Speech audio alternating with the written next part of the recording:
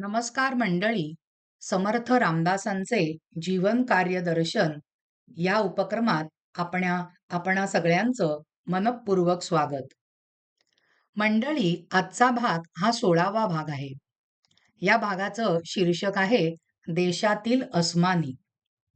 मागच्या भागामध्ये आपण बघितलं की समर्थांना त्यांच्या आईची भेट कशी झाली.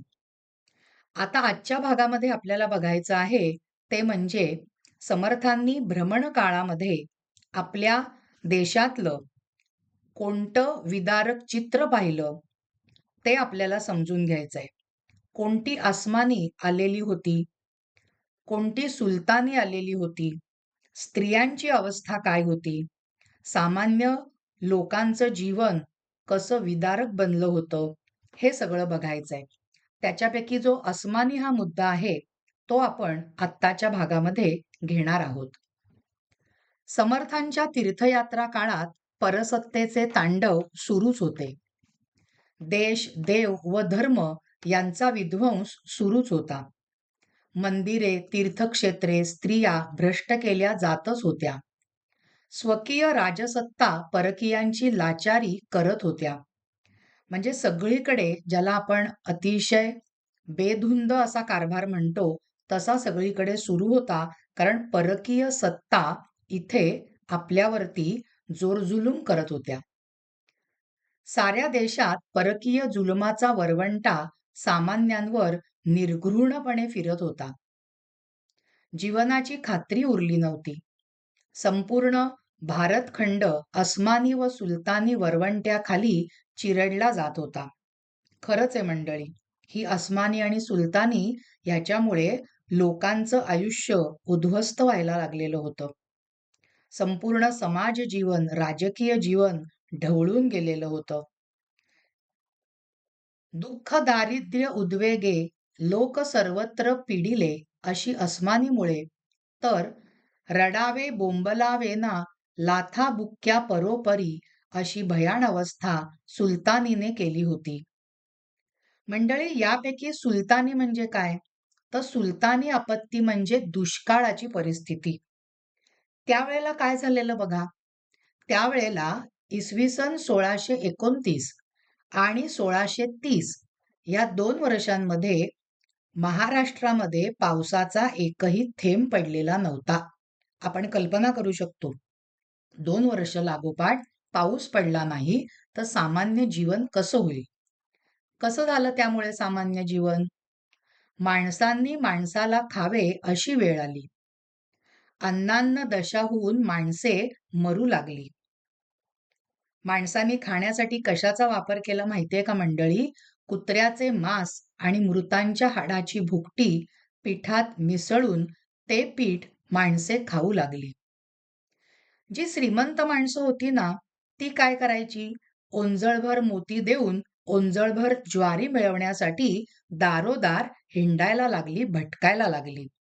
म्हणजे सामान्य जीव असू दे, श्रीमंत जीव असू दे, सगळ्यांची काय उडालेली होती? दैना उडालेली होती. आणि अशी वाताहत झालेली जी जनता आहे ती समर्थांनी तीर्थाटनामध्ये आपल्या डोळ्यांनी पाहिली. परकीय आक्रमकांना या अस्मानी आपत्तीचे सोयरसूतक नव्हते. कसं असणार? कारण सामान्य लोकांनी सुखी राहावं हा त्यांचा इरादाच नव्हता. त्याच्यामुळे झालं काय? जी लोक गांजलेली आहेत त्या गांजलेल्या लोकांच्या बाबतीत काय झालं? गांजलेल्या व्यक्तीने पोटावर आणि पाठीवर एकाच वेळी तडाखे खावेत तसा हा प्रकार होता. म्हणजेच त्यांना कोणीही वाली उरला नाही. नैसर्गिक आपत्ती पण होती आणि राजकीय आपत्ती पण होती. परिणाम असा झाला की शेती बुडाली, गावेच्या गावे उद्ध्वस्त झाली, व्यापार उदीम बुडाला. आणि अशी सगळी अनागोंदी असताना कोणती वृत्ती माणसामध्ये वाढीस लागते? बरोबर तशीच प्रवृत्ती लोकांमध्ये वाढीस लागली. कोणती प्रवृत्ती? दुसऱ्याचे हिसकावून घेण्याची वृत्ती वाढली. चोराचिलटांचे भय वाढले. अशा उद्ध्वस्त समाजाला प्रत्यक्ष पाहताना समर्थांचा जीव कळवळून गेला. त्यांच्या मनाला मंडळी किती यातना झाल्या असतील याची कल्पना आपण करू शकतो.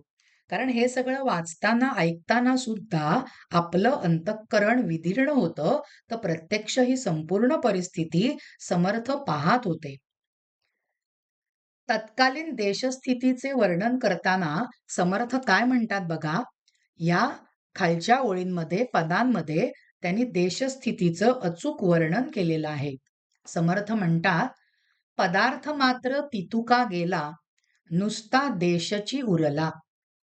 येणे करिता बहुताला संकट झाले. लोके स्थानभ्रष्ट झाली, कितेक तेथेची मेली. उरली ते मराया आली गावावरी. माणसा खावया धान्य नाही, हंतरुण पांघरुण तेही नाही. घर कराया सामग्री नाही, काये करीती. कितेक अनाचारी पडिली, कितेक याती भ्रष्ट झाली. कितेक ते आक्रंदली मुले बाळे. कितेकी विणे घेतली, कितेक जळी बुडाली. जाळिली ना पुरिली किती एक.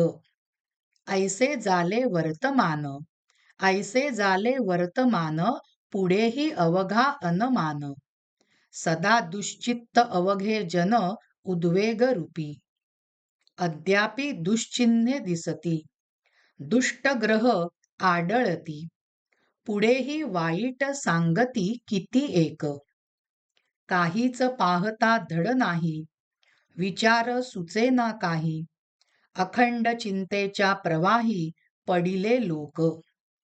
प्राणी मात्र झाले दुःखी, पाहता कोणी नाही सुखी. कठीण काळे ओळखी, धरीनात कोणी. लोक बहुत प्रस्तावले, किती एक जाजावले. किती एक ते कावले, उद्वेग रूपी.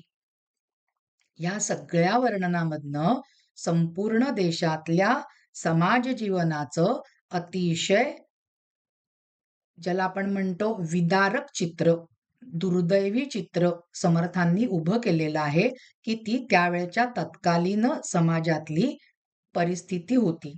आणि हे सगळं आणि हे सगळं वर्णन त्यांनी परचक्र निरूपण नावाचं त्यांचं जे स्फुट आहे त्याच्यामध्ये केलेलं आहे. मंडळी, हे वर्णन वाचताना आणि ऐकताना खरोखर आपल्या अंगावरती काटा उभा राहतो.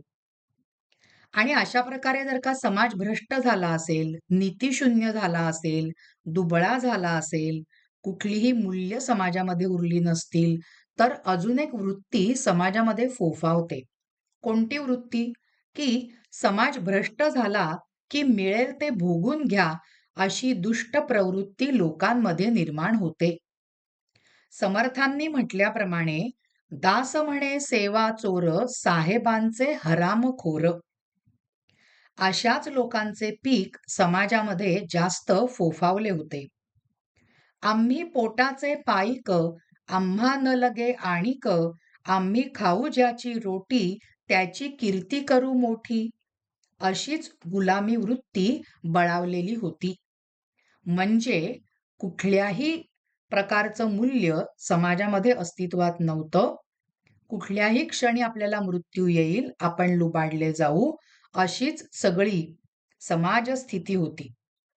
मंडळी, आत्ताच्या या भागामध्ये आपण समर्थांना त्यांच्या भ्रमणाच्या काळामध्ये आपल्या देशातली कोणती परिस्थिती दिसली की जी नैसर्गिक आपत्तीमुळे आलेली होती, आणि परकीय आपत्ती, परकीय जी सत्ता आहे ती त्या बाबतीत काहीच करत नव्हती, उलट त्या सामान्य जनांना नाडलंच जात होतं, हे आपण बघितलं. पुढच्या भागामध्ये आपल्याला देशातील जी सुलतानी आहे ती बघायची आहे. म्हणजे या परकीय सत्तांनी आपल्या समाजातल्या लोकांना कोणत्या प्रकारे नेस्तनाबूत केलेलं होतं, कोणत्या प्रकारे त्यांची दैना उडवून दिलेली होती, ते बघायचं आहे. प्रेक्षक हो, आजचा हा भाग इथेच संपलेला आहे. तुम्हाला जर का हा भाग आवडला असेल, तर या भागाला लाईक करा, या भागाला शेअर करा, आणि अश्विनी साठे ह्या चॅनलला सबस्क्राईब नक्की करा. धन्यवाद मंडळी. जय जय रघुवीर समर्थ.